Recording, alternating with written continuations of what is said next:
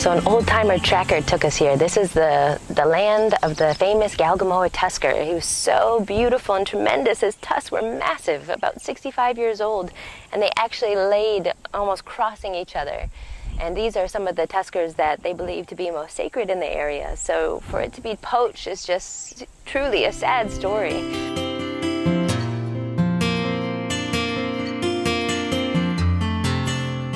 So the Mahaweli irrigation project literally transformed this land, which was optimal elephant habitat prior to its development.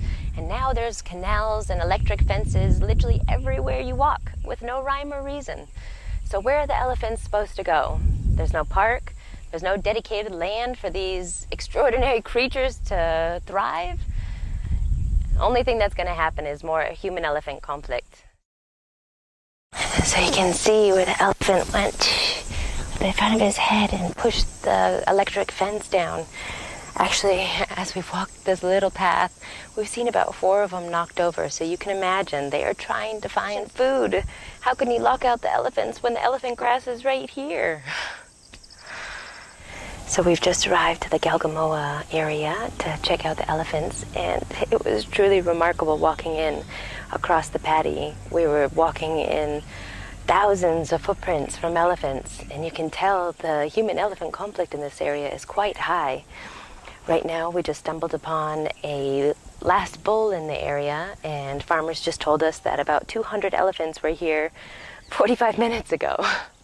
And so I'm not exactly sure where they're around in the sides, but we feel quite safe. There's a tree house right here. We can run up if we need to. And this bull behind us is wandering around trying to find food because his corridors and habitat has been encroached upon the humans in this area. The rice paddy fields and the different farmers in the area have only been here about 30 years, and this is a pristine jungle and elephant habitat that has been lived in for thousands of years, and now their land is getting smaller and smaller. I have to keep looking behind because you might have to tell me when to run.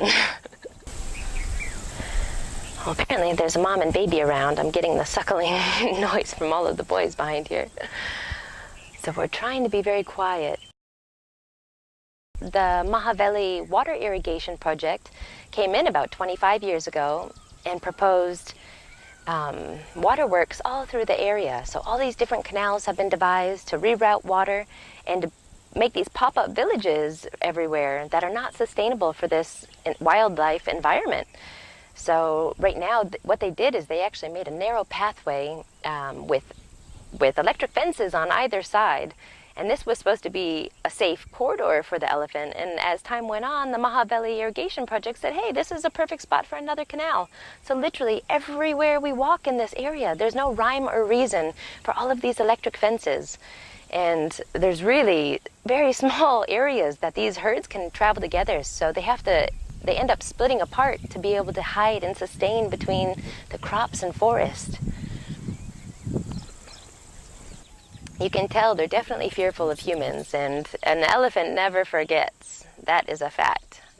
Those memories run really deep, and their emotional wounds even deeper. So we need to really learn how to respect their space and create corridors that have enough area for them to graze and thrive so that they can continually, peacefully roam the land without human-elephant conflict. So the Mahaweli irrigation project literally transformed this whole entire region, which used to be prime, optimal habitat for elephants. Still, about 400 elephants live in this area, and there is no park. There's no, restricted area that is just dedicated to wildlife and dedicated to elephants. Instead, it's human and elephants all the way. So you can imagine the amount of human-elephant conflict in this area. Something needs to be mapped out. I mean, literally, a school and a temple was just put in 1 year ago when it's been the stomping grounds of elephants for thousands of years. An intelligent way to get this project cleaned up would really be to, design in some buffer zones for these elephants and replant and rewild the nature so that these elephants can have some corridors that are safe stomping grounds for them to walk peacefully through the day and night. So we're hoping that these plans come to fruition and that more people get involved to protect these elephants in this area. Truly, it's a remarkable space for these elephants to live. Now, how to do it peacefully with humans.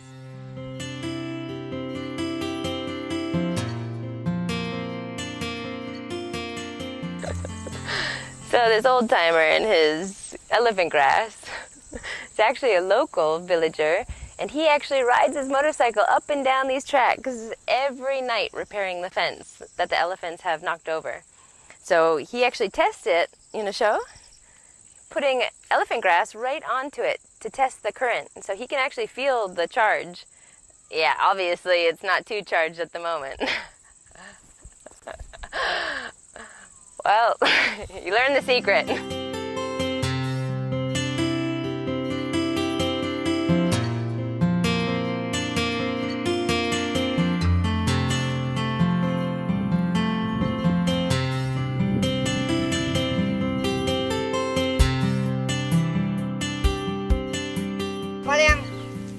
හැබැයි මං ගාව සැර තියනවා සැර පාවිච්චි කරන්න මට ඉඩ තියන්න එපා. කකුසඳ කොනාගම කාශ්‍යප ගෞතම සතර බුදුරුන්ගේ යන දන්නවා නම්